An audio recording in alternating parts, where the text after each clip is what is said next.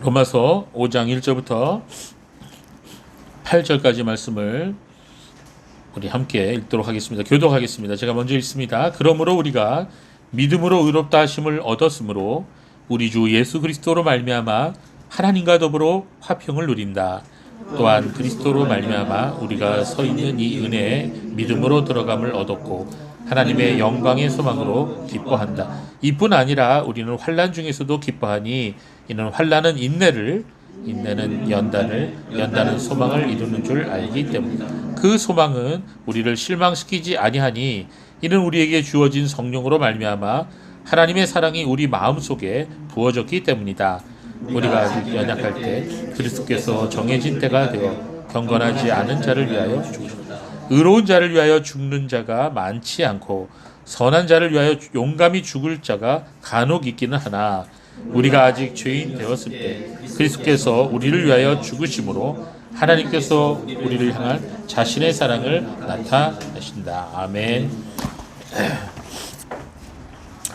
인생을 살아가다 보면 나이가 들수록 이 사람들에게 실망을 하게 됩니다. 그래서 사람에게 실망을 할수록 점점 사람을 믿지 못하고 신뢰하지 못하게 되는 것 같습니다. 사람은 일생에 한두 번 만나는 사람이 있고 가끔 만나는 사람이 있습니다. 또 자주 만나는 사람이 있고 언제나 항상 같이 있는 사람이 있습니다. 자, 한두 번 만나는 사람이나 가끔 만나는 사람에게서 허물을 찾는 것은 그리 쉽지가 않습니다. 자, 그렇다면 자주 만나는 사람은 어떨까요? 제가 아는 친구 중에 결혼하기 전에 7년을 교제했던 친구가 있습니다. 그런데 결혼해서는 6개월을 넘기지 못하고 이혼을 했어요.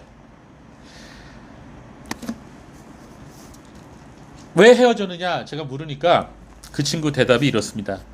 성격이 안 맞았어. 제가 언뜻 이해가 되지 않았습니다. 아니 7년 동안 성격 파악도 안 하고 뭐하고 지냈냐? 그러나 제가 나중에 이 결혼해서 살아보니까 그 말이 실감이 됐습니다. 아무리 오래 교제했다 하더라도 사람이 24시간을 함께 살아봐야 그 사람을 알 수 있다는 거예요. 그렇게 적어도 한 달을 함께 생활하다 보면은 그 사람의 장단점이 보이는 것입니다. 그래서 여러분 신혼을 영어로 뭐라 그러죠? 허니문이라 그러죠. 한 달밖에 안 간다는 거예요. 문, 한 달. 허니문. 한 달 지나면 그 다음부터는 치고받고 티격태격 싸우기 시작하는 거죠. 자, 러시아 속담에 이런 속담이 있습니다. 어떤 사람은 이를 폴란드 속담이라고도 말하는데요. 바다에 나갈 때, 즉 고기 잡으러 나갈 때 한 번 기도해라. 전쟁에 나갈 때, 싸우러 나갈 때 2번 기도해라. 그러나 결혼하기 전에는 3번 기도해라. 이 말은 무슨 말이에요? 이 결혼 생활이라는 게 바다에서 고기 잡는 것도 훨씬 어렵고 전쟁에서 싸우는 것도 더 어렵다는 거예요. 결혼하신 분은 이 말에 대해서 동감하실 줄로 믿습니다. 이 사람이라는 게 함께 살아보지 않고는요, 그 사람에 대해서 깊이 알 수가 없는 것입니다. 우리 교인들은 매일 함께 사는 것은 아닙니다만, 적게는 수년을, 또 길게는 수십 년을 정기적으로 만나기 때문에 어느 정도 시간이 흐르면 그 사람의 성격과 장단점과 허물을 발견하게 됩니다. 이렇게 오랜 시간을 함께 하다 보면은 부부관계이든 교우관계이든 우리는 반드시 상대방의 부족한 부분을 보고 실망을 하게 되어 있는 것입니다. 그렇습니다. 사람은 누구나 가까이 가면 실망하게 되어 있어요. 가까이 있는 사람에 대해서 실망하게 되면 우리들은 어떻게 그 다음에 다음 사람들을 찾죠. 다른 사람들을 동경하게 됩니다. 다른 가정이나 다른 부부를 부러워합니다. 와, 저 부부는 참 좋겠다.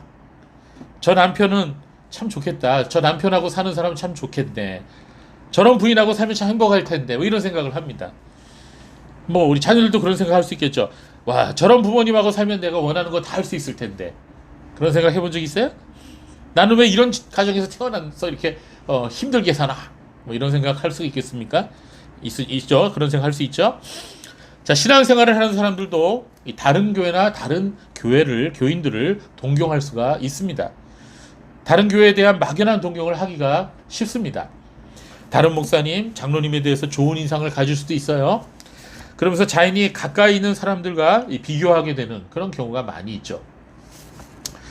제가 이전에 장로의 신학대학 다닐 때 학교에 가면은 이 글로리아 잔디밭이라는 곳이 있었습니다. 이 푸른 잔디밭에 이 솔리데오 글로리아라고 하는 라틴어로 이렇게 적혀 있는 그런 잔디밭이었어요. 그래서 그것을 글로리아 잔디밭이다 이렇게 우리가 이름을 붙였습니다. 지금은 그거 없어졌어요. 그런데 그 당시 사람들이 그 잔디밭에 앉아서 서로 대화도 하고 차도 마시고 그랬습니다. 근데 이 푸른 잔디밭에 앉아 있다 보면은 저만치 있는 잔디가 지금 앉아 있는 잔디보다 훨씬 더 푸르고 깨끗해 보입니다. 그래서 우리 저기로 가서 얘기해 볼까? 그리고 일어나서 자리를 옮겨 봅니다. 그런데 그 자리에 가보면 그곳 역시 아까 앉았던 잔디와 별반 다르지 않습니다. 그렇습니다. 멀리 있는 것은 사람이나 잔디나 다 좋아 보이는 것입니다. 자세히 보이지 않기 때문인 것이죠. 사람들도 마찬가지입니다. 멀리서 보는 사람은 다 좋아 보입니다. 그러므로 지금 가까이 함께 있는 분에게서 만약에 허물을 찾게 되었다 할지라도 너무 실망하지 마십시오. 지금 함께 있는 사람이 그래도 그 정도라면 그분은 좋은 것입니다. 그리고 이것만은 아시기 바랍니다. 이 세상에 완벽한 사람은 없습니다. 완벽한 가정도 없습니다. 지금은 돌아가셔서 더 이상 뵐 수는 없지만 제가 저희 아버지에게 참 불만이 많았어요. 그래서 제 속으로 이렇게 생각했습니다. 난 이 다음에 아빠가 되면 절대로 저렇게는 안 할 거야. 난 이 다음에 남편이 되면 절대로 저런 남편이 되지 않을 거야. 이런 생각을 항상 했습니다. 세월이 흘렀고 아버지는 돌아가셨습니다. 제 지금의 나이가 그때의 아버지의 나이보다 훨씬 더 많아졌습니다. 지금은 돌아가신 아버지 생각이 참 많이 납니다. 아버지의 사진을 보면서 이렇게 혼잣말을 해봅니다. 아버지는 저보다 훨씬 훌륭하셨네요. 전 아버지 뒷발꿈치도 못 따라갔습니다. 제가 어렸을 때는 몰랐지만 아버지는 훌륭한 아빠였고 훌륭한 남편이었습니다. 이렇게 고백을 해요. 저는 유명한 목사님들을 가까이서 함께 일하면서 그분들을 지켜볼 수 있는 기회가 있었습니다. 이름만 들어도 알 수 있는 그런 분들입니다. 그런데 그분들 모두가 다 가까이서 보면 실망스러운 부분들이 있었다는 것입니다. 사람마다 다 장점이 있는 반면 단점도 있었다는 것입니다. 완벽한 사람은 없어요. 기대가 많은 만큼 실망도 컸다는 것입니다. 사람들이 이 교회를 볼 때 이 건물을 보고 또 시설을 보고 평가하는 경우가 많습니다. 그 교회에 모이는 숫자를 보고 판단합니다. 저도 예전에는 그랬던 것 같습니다. 중학교 다닐 때 동네에 작은 감리교회 다니다가 어쩌다가 이 조용기 목사님 설교를 들었어요. 그래갖고는 세계에서 제일 큰 교회 목사님이라는 걸 알게 됐습니다. 그래서 제가 그 정든 교회를 떠나서 그 목사님 마음을 아프게 하고 그 여의도에 있는 여의도 순복음교회에 가서 다니기 시작했습니다. 예, 지하로 내려갔다가 나오는 길을 찾지 못해서 한참 헤맨 적도 있습니다. 그 교회에서 이 중등부, 고등부, 대학교 시절을 보냈습니다. 신학대학 다닐 때도 압구정동에 있는 소망교에서 중등부 교사로 봉사했습니다. 이명박 대통령이 다니던 교회죠. 그리고 옥하는 목사님이 심무하셨던 이 사랑의 교회, 굉장히 큰 교회죠. 거기서 2년 동안 출석했어요. 모두 다 우리나라에서 제일 큰 교회들입니다. 신학대학원을 졸업한 후에도 주로 대형 교회에서 일을 하려고 찾아다녔어요. 그래서 김사하 목사님이 심무하셨던 이 명성교회에서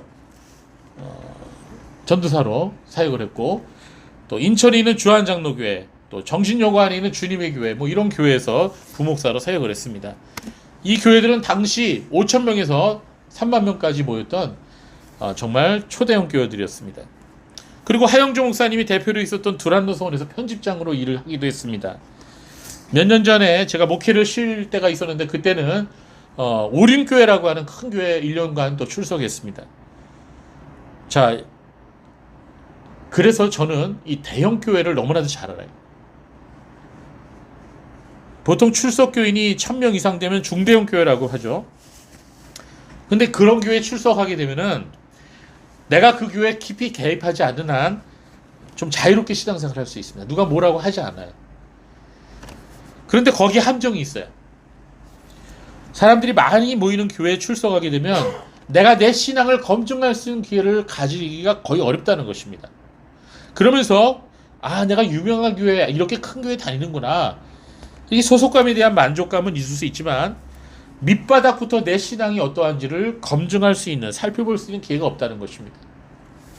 그래서 내 신앙이 좋다, 이만하면 좋다, 이렇게 착각하게 된다는 것입니다. 굉장히 위험한 거예요, 그게. 그래서 이 신학에는 이 목회학이라고 하는 게 있는데, 이 목회학에서 가장 좋은 교회 규모가 이 300명 이하의 교회를 가장 좋은 교회라 이렇게 말합니다. 왜냐하면 이 담임 목사님이 교인들의 이름을 한 분 한 분 불러가면서 기도할 수 있는 그 규모가 이 300명이 넘어가면 힘들다는 거예요. 그래서 이 300명 이내의 교회에서 신앙생활 하는 게 더 좋다, 이런 이야기들을 합니다. 물론 큰 교회도 나름대로 의미가 있죠.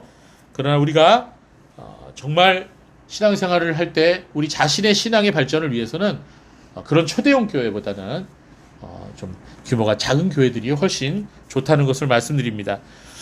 앞에서 말씀드렸던 것처럼 완벽한 가정도 없습니다. 완벽해 보이는 가정도 이 속을 들여다보면 문제가 다 있고 어려움과 고민이 그 안에 있는 것입니다. 마찬가지로 이 세상에 완벽한 교회도 없는 것입니다. 완벽한 교회를 찾아다닌다면 죽을 때까지 찾지 못하고 방황하게 될 것입니다. 옛날에 미국으로 이민을 가신 한 장로님이 미국에 가서 완벽한 교회를 찾으시려고 이 교회 저 교회를 옮겨 다니면서 신앙생활을 하셨다고 합니다. 그런데 결국 교회를 정하지 못하시고 돌아가셨어요. 이분이 막상 돌아가셨을 때 어느 교회에서도 장례를 담당하지 않았다고 합니다. 오늘 드리는 이 말씀은 어떤 교회든 인내하고 참고 신앙생활 하라는 말씀으로 들릴 수 있는데 결코 그런 말은 아닙니다. 사람도 외모를 보고 겉모양이나 가진 재산이나 유명세를 보고 결혼을 하는 경우가 있는데 그렇게 되면 반드시 실망하게 돼요. 교회도 마찬가지예요. 사람을 보고 교회 규모를 보고 그 교회를 선택하면 안 되는 것입니다. 사람을 보고 교회를 다니면 반드시 실망하게 됐어요. 겉모양을 보고 교회를 선택하면 결코 거기에 만족하지 못합니다. 하나님께서는 사람의 외모를 보시지 않고 그 사람의 중심을 보신다고 말씀하셨죠? 그처럼 교회도 그 겉모양이나 그 규모를 보고 판단해서는 안 됩니다. 그 교회가 10명이 모이든 아니면 10,000명이 모이든 중요한 것은 그 교회의 중심입니다. 그렇다면은 교회의 중심이 되는 것은 무엇일까요? 우리가 교회를 선택할 때, 평가할 때 무엇을 가지고 기준을 삼아야 될까요? 저는 여러분에게 오늘 두 가지를 보라고 말씀드립니다. 먼저 그 교회의 목회자가 신학적으로, 교리적으로, 성경적으로 설교하고 있는가, 목회하고 있는가, 그걸 보셔야 됩니다. 이거는 여러분의 영적인 상태와 매우 밀접한 관계가 있기 때문에 굉장히 중요한 문제입니다. 오늘날 명색은 분명히 교회라고 간판은 붙여놓았지만 성경 말씀과는 전혀 상관없는 설교를 하고 세상 철학과 방법론과 인문학을 동원해서 설교하는 목회자들이 너무나도 많아졌습니다. 저는 그런 의미에서 그 교회 목회자가 웨스트민스터 신앙고백과 요리문답을 가르치고 있는가, 그거를 보면은 하나의 기준이 될 수 있다, 이렇게 말씀드릴 수 있습니다. 자, 제가 교회를 선택할 때 보아야 할 또 한 가지가 있다고 말씀드릴 수가 있는데요. 그것은 그 교회 목회자와 성도들이 하나님의 영광을 추구하느냐, 그걸 보라는 것입니다. 겉으로는 개혁주의, 우리 교회는 개혁주의를 추구합니다. 우리는 교리적으로 신학적으로 아는 것이 많습니다. 이렇게 자부하면서도 말이나 행동을 자세히 살펴보면 자기의 영광을 드러내고자 하고 자신을 자랑하고자 하는 그런 목회자나 교회들이 적지 않다는 것입니다. 그런 교회, 그런 목회자들은 시간이 지나 보면은 열매가 좋지가 않습니다. 그런 목회자에게서 오래 설교를 듣고 배우다 보면 이 교인들도 바리새인들처럼 교만해지기 쉽고 또 남을 판단하고 정죄하는 것에 부지런한 모습을 보이게 됩니다. 그래서 내가 출석하는 교회가 성경적 믿음에서 벗어난 교회라면 하루라도 빨리 그 교회로부터 나와서 바른 교리와 성경적인 믿음을 가르치는 교회로 옮겨야 하는 것입니다. 앞에서도 말씀드렸듯이 이 웨스트민스터 신앙 고백을 가르치는 교회라면 비교적 건전한 교회다 이렇게 볼 수가 있습니다. 또한 목회자와 교인들이 하나님의 영광을 항상 구하는 그런 모습을 보이느냐 그걸 잘 살펴보아야 됩니다. 그런 의미에서 교회를 옮긴다는 것은 저는 합당하다고 생각을 합니다. 그러나 그런 이유들이 아니라 단지 내가 생각하는 완벽한 교회를 찾기 위해서 교회를 자주 옮겨 다닌다면 저는 그건 바람직하지 않은 행동이라고 말씀드리고 싶습니다. 성도 여러분, 저는 오늘 여러분과 함께 이 좋아하는 것과 사랑하는 것의 차이를 말씀드리고자 합니다. 여러분, 좋아하는 것과 사랑하는 것은 다르다는 것입니다. 우리는 누군가를 좋아할 수 있습니다. 누군가를 좋아할 때는 거의 모든 것이 좋게 해석이 돼요. 그러나 시간이 흐르게 되면 언젠가는 이 좋아했던 감정이 실망으로 바뀔 수도 있다는 것입니다. 그래서 사람들이 난 무엇 때문에 내가 좋아해, 너를 좋아해, 난 무엇 때문에 너를 좋아해, 이 말이 난 무엇 때문에 너를 싫어해로 금방 바뀔 수 있다는 거예요. 우리가 누군가를 좋아할 때 그 상대를 잘 알지 못해도 좋아할 수가 있습니다. 우리에게 보여지는 한두 가지 모습 때문에 우리는 누군가를 좋아할 수 있다는 것입니다. 그 사람의 훌륭한 외모 때문에, 또는 그 사람의 좋은 목소리 때문에, 놀라운 음악 재능 때문에 우리는 누군가를 좋아할 수 있습니다. 그러나 그것은 그의 참모습을 좋아하는 것은 아닙니다. 만약 우리가 좋아하던 사람과 함께 살아가게 된다면 우리는 이전에 알지 못했던 그의 모습들을 적나라하게 보게 될 것입니다. 전에 제가 섬기던 교회의 어떤 분이 저에게 이런 말을 했어요. 목사님, 저는 박원순 시장님을 너무나 좋아합니다. 그분을 존경해요. 그분을 꼭 한 번이라도 가까이서 배웠으면 좋겠습니다. 그래서 제가 그분에게 이렇게 대답을 했습니다. 집사님, 사람이 겉으로만 봐서는 잘 몰라요. 겉으로 보이는 게 다가 아니에요. 실체를 알고 나면 아마 실망이 클 겁니다. 이렇게 말씀을 드렸어요. 제가 잘 말씀드렸죠? 예. 미국의 흑인 인권 운동가였던 마틴 루터 킹 목사님을 여러분 아실 겁니다. 들어보셨죠? 예. 그러나 그가 총에 맞아 죽기 전날에도 호텔에서 매춘부하고 뒹굴고 있었다는 사실을 아는 사람 많지 않습니다. 인도의 마하트마 간디를 존경하는 사람들도 많이 있습니다. 그러나 그는 여러 명의 어린 소녀들과 함께 나체로 침대에서 마사지를 받는 것을 즐겼다고 합니다. 그 소녀들 중에는 간디의 조카도 있었대요. 이런 경우가 한두 가지가 아닙니다. 세상에서 유명하다고 알려진 사람들이 사실은 우리가 존경할 만하거나 흠모할 만한 대상이 아닐 수도 있다는 것입니다. 그런 면에서 이름도 없이 빛도 없이 주님의 말씀대로 살다가 죽은 수많은 성도들이야말로 진정으로 칭찬받고 칭송받아야 할 분들이라고 생각합니다. 우리는 교회사에서 고난과 핍박 가운데서도 믿음을 지키고 사랑을 실천하였던 성도들을 알고 있습니다. 그들 중에 청교도 목사님들과 그 시대의 성도분들이 그런 분들 가운데 한 무리들입니다. 그렇습니다, 여러분. 우리가 누구를 좋아한다는 것과 또 사랑한다는 것은 다른 것입니다. 우리는 상대를 잘 알지 못해도 그 누군가를 좋아할 수 있는 것입니다. 그러다가 그 감정이 실망과 때로는 증오와 멸시로 바뀔 수도 있는 것입니다. 그런데 사람들이 많은 실망을 안겨다주고 너무나도 많은 잘못을 저질러도 끝까지 사랑하는 존재가 있어요. 누구죠? 그 상대는 바로 자기 자신입니다. 물론 그러한 자기 자신에게 실망해서 난 내 자신이 너무나도 싫어요 이렇게 말하는 사람도 있습니다. 그래도 여전히 자신을 위해서 먹고 마시죠. 예. 자신을 위해서 예쁜 옷을 입혀줍니다. 또 하나 많은 실망과 잘못에도 불구하고 계속 사랑하는 존재가 또 하나 있어요. 뭐죠? 누구죠? 바로 자녀들입니다. 옛날에 살인을 저질러서 감옥에 갇혀있는 아들을 면회 가면서 어머니가 우유병에다가 분유를 타서 가져갔답니다. 추운 겨울에 그 분유가 식을까봐 가슴에 꼭 품고 갔답니다. 그 어머니에게는 남을 죽인 살인자이기에 먼저 자신이 고통 중에 나아가서 눈물로 키운 아들이기 때문인 것입니다. 그렇습니다, 여러분. 사랑한다는 것은, 누구를 진정으로 사랑한다는 것은 좋아하는 것과는 전혀 다른 것입니다. 그 사람의 본색을 알게 되더라도, 그에게 실망하게 되더라도 그의 있는 모습 그대로를 사랑하는 것이 진정한 사랑인 것입니다. 자, 우리 오늘 본문을 다시 한번 볼까요? 로마서 5장입니다. 오늘 본문에서는 하나님과 원수지간이었던 우리 자신을 하나님과 더불어 화평을 누리게 만드신 분이 있다고 말씀하고 있습니다. 그분 바로 예수 그리스도예요. 또한 우리들로 하여금 하나님의 은혜 가운데 들어가게 하고 하나님의 영광을 바라볼 수 있게 하고 그 영광 가운데 기뻐할 수 있도록 이렇게 베푸신 그 분도 하나님 예수 그리스도의 은혜를 통해서 가능하게 되었다, 이렇게 말씀하고 있습니다.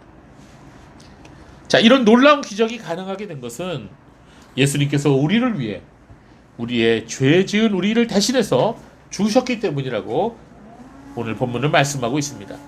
자, 오늘 본문 6절 그리고 8절 우리 다시 한번 함께 읽어볼까요? 6절과 8절 시작. 우리가 아직 연약할 때 그리스도께서 정해진 때가 되어 경건하지 않은 자를 위하여 죽으셨다. 8절. 우리가 아직 죄인이었을 때 그리스도께서 우리를 위하여 죽으심으로 하나님께서 우리를 향한 자신의 사랑을 나타나셨다. 네. 자, 예수님이 우리를 위해서 죽으셨다 그랬어요. 그런데 예수님이 우리를 위해서 죽으신 그 시점은 우리가 잘못을 깨닫고 하나님께 나와서 회개하였을 때가 아니라는 거죠. 여전히 죄를 짓고 여전히 하나님 마음 아프게 하고 여전히 하나님 배반하고 죄 가운데 있을 바로 그때, 아직 연약할 때, 우리가 아직 죄인이었을 때 그리스도께서 우리를 위해 죽으셨다는 것입니다.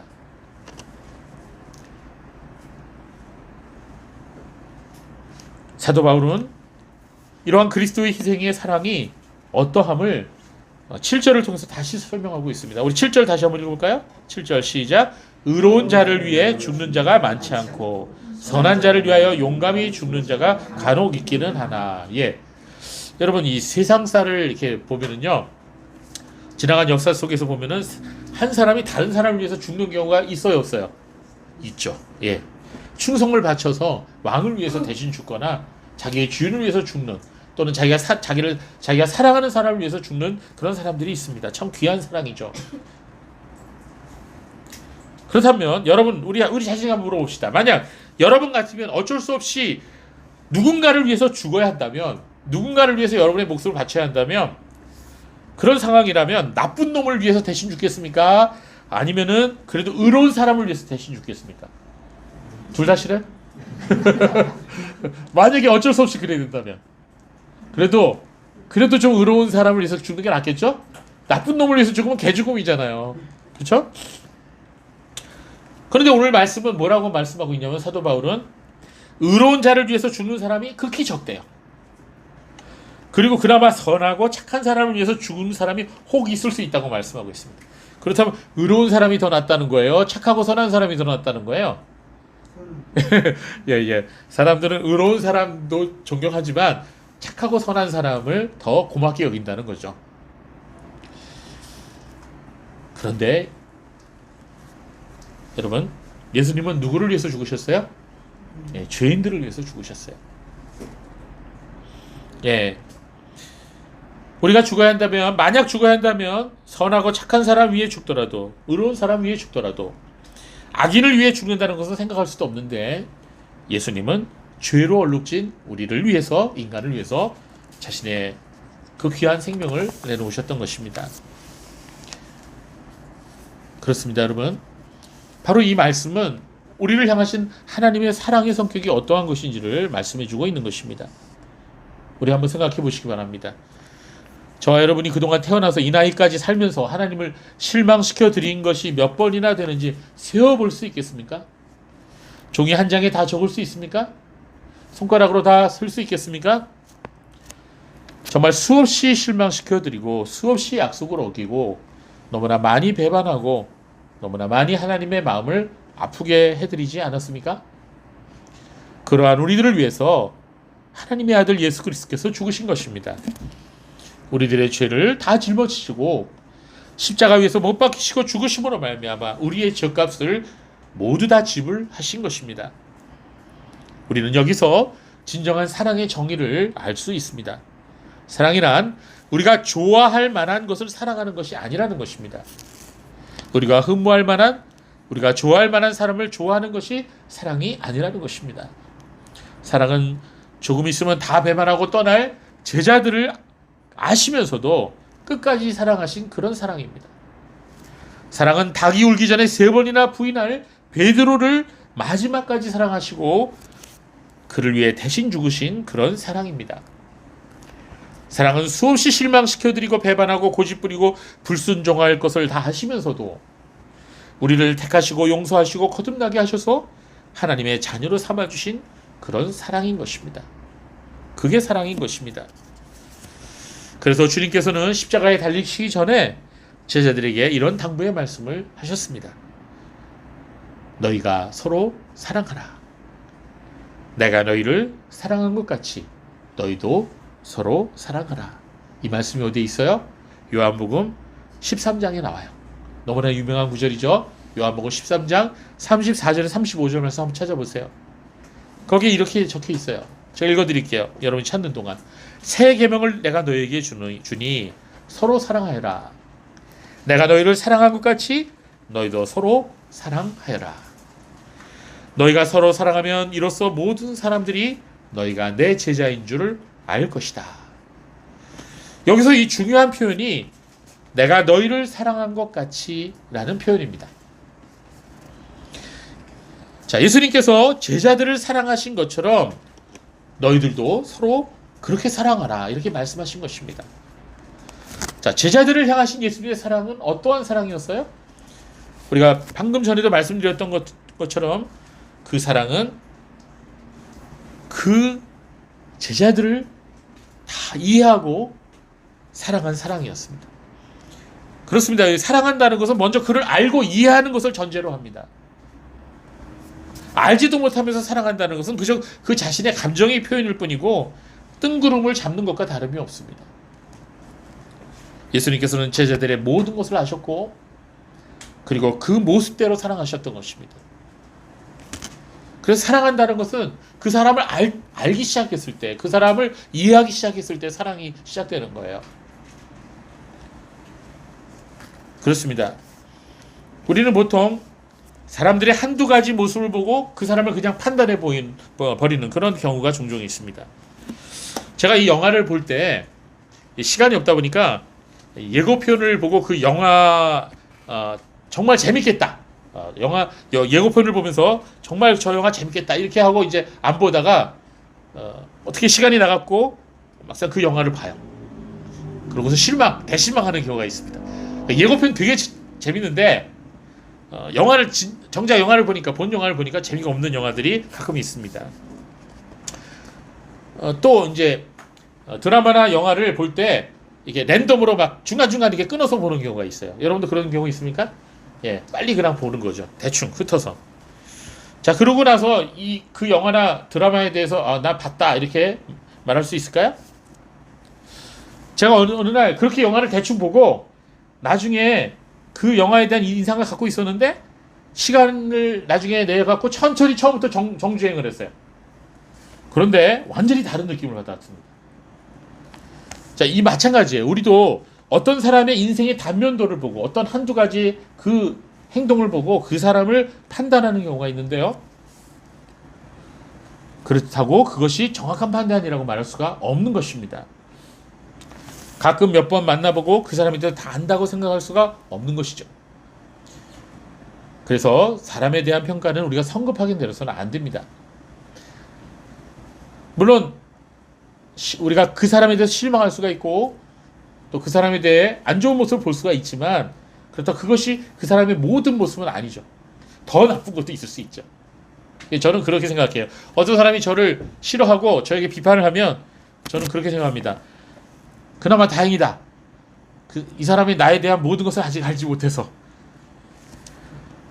여러분, 하나님께서는 우리의 과거와 현재와 미래를 모두 아시면서 우리 모습 그대로를 우리를 사랑하신 분입니다.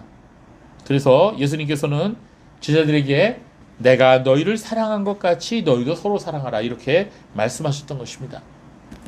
그 말씀은 우리의 부족함과 연약함과 죄로 얼룩져 있는 그런 상태에도 불구하고 우리를 있는 모습 그대로 사랑하신 것 같이 너희도 서로 그렇게 사랑하라 이런 말이에요. 주님은 지금도 이 말씀을 우리들에게도 하고 계십니다. 그래서 여러분, 진정한 사랑은 사람에게 실망했을 때 시작되는 것입니다. 실망한 뒤에야 비로소 사랑이 시작되는 것입니다. 그때부터 사랑이라고 말할 수가 있는 거예요. 그 사랑은 어렵습니다. 쉬운 게 아닙니다. 그래서 그를 위해 기도하고 그를 위해 아파하고 그를 위해 옆에 있어주는 그런 사랑이 진정 예수 그리스도의 사랑을 본받는 것입니다. 주님께서는 우리를 사랑하실 때 먼저 자신을 내어주셨어요. 그래서 여러분, 희생 없는 사랑은 없습니다. 희생하지 않고 사랑한다는 것은 있을 수가 없어요. 진정한 사랑에는 반드시 희생이 뒤따르는 것입니다. 지금으로부터 37년 전에 저에게 처음으로 조카가 생겼습니다. 결혼하신 누님이 예쁜 딸을 낳았어요. 그래서 제가 조카를 보고 싶어서 누님 댁에 달려갔습니다. 이 조카가 하는 행동마다 너무 예뻤어요. 귀여웠습니다. 근데 조금 있다가 보니까 조카가 응가를 했어요. 얼마나 응가 냄새가 지독하든지 저는 그 자리에서 일어나서 도망갔습니다. 그러던 제가 장가를 가서 아이를 낳았습니다. 딸을 낳고 얼마 되지 않아 또 아들을 낳았어요. 제가 하루 종일 교회에서 일하고 밤에 집에 들어가 보면 현관문을 열어보면은 응가 냄새가 코를 찌릅니다. 아기들이 둘 다 기저귀를 차고 있었기 때문에 하루 종일 싼 응가 기저귀가 현관에 수북히 쌓여 있어요. 우리 집사람이 힘드니까 기저귀 둘둘 말아갖고 휙 던져요. 현관으로. 이거 치우는 게 제 몫이에요. 그런데 이제 총각 때에는 조카가 기저귀를 갈 때 코를 막고 도망가던 제가 그걸 즐겁게 치웁니다. 자기 사랑하는 자식이라고. 그 더러운 냄새가 구수하게 느껴질 수 있었던 것입니다. 그래서 제가 명언 하나를 만들었어요. 사랑은 똥 냄새를 구수하게 만든 것이다. 멋있지 않아요, 여러분? 그렇습니다. 사랑은 똥 냄새를 구수하게 만든 것이다. 여러분, 인간관계에서 고상한 것만을 찾고 계십니까? 예수님은 냄새나는 마구간의 구유통에서 나셨어요.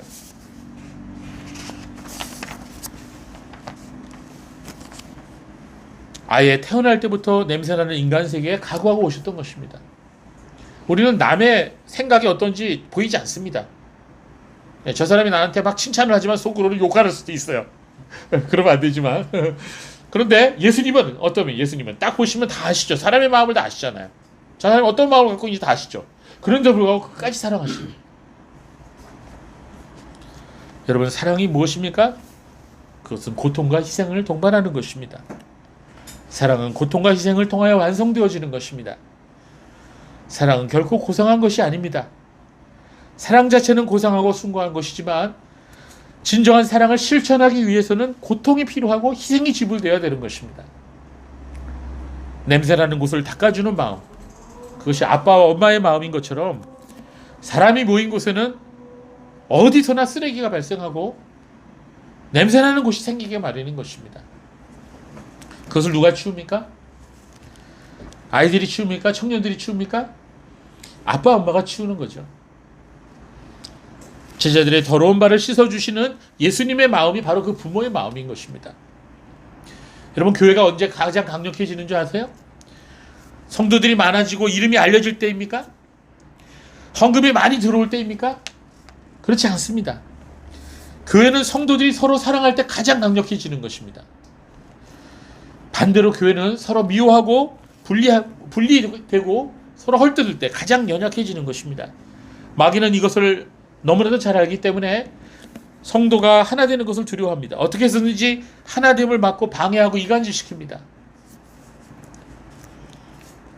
그러므로 우리 교회가 주 안에서 강력해지기 위해서는 오늘 주님이 말씀하신 대로 내가 너희를 사랑한 것 같이 너희도 서로 사랑하라. 이 말씀을 우리가 실천할 수 있어야 되겠습니다. 어렵습니다. 교회 안에는 이러한 영적인 부모 역할을 해주는 성도들이 필요한 것입니다. 다른 사람의 허물까지, 부족한 부분까지 감싸주고 돌보아 줄 수 있다면 그런 분은 영적으로 성숙한 분이라 이렇게 말할 수가 있는 것입니다. 그렇습니다. 여러분, 좋아하는 것과 사랑하는 것은 다른 것입니다. 우리는 우리 기준에 따라서 좋아하는 것에 머물러 있지 말고 예수님의 사랑을 본받아서 하나님의 사랑으로 사랑하는 그런 성도가 되어야겠습니다. 기다려주고 이해하고 인내하면서 나 자신을 희생하면서 섬김으로 사랑할 때 우리는 예수님의 십자가 사랑을 아주 조금이라도 이해할 수 있게 될 것입니다. 그럴 때 우리는 하나님께로부터 잘하였도다 착하고 충성된 종아 이런 칭찬을 받게 될 것입니다. 우리 그리스도 교회 성도님들 모두가 다 이런 주님의 사랑으로 사랑하는